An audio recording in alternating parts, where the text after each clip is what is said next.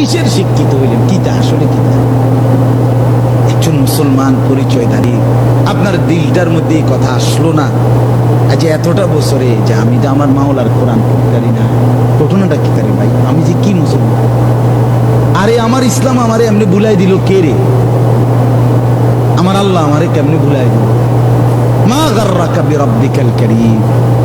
আল্লাহ বলে আমার মতো দয়ালু মানিক থেকে কে রে তোমারে ভুলাই দিল? কতটি বই তুমি পড়লা ভাইয়া?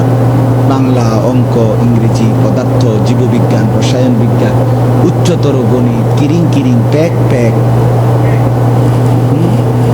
ওইটা তো থুবাই লাইতেছে।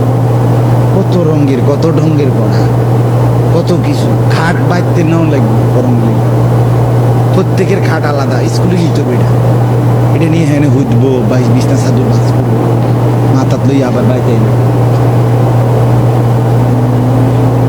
অসাধারণ শিক্ষা।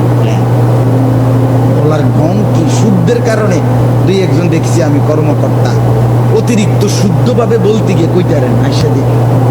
আরে হ্যাঁ হাইসা দেয় মিয়া, কই কই নাই হাইসা।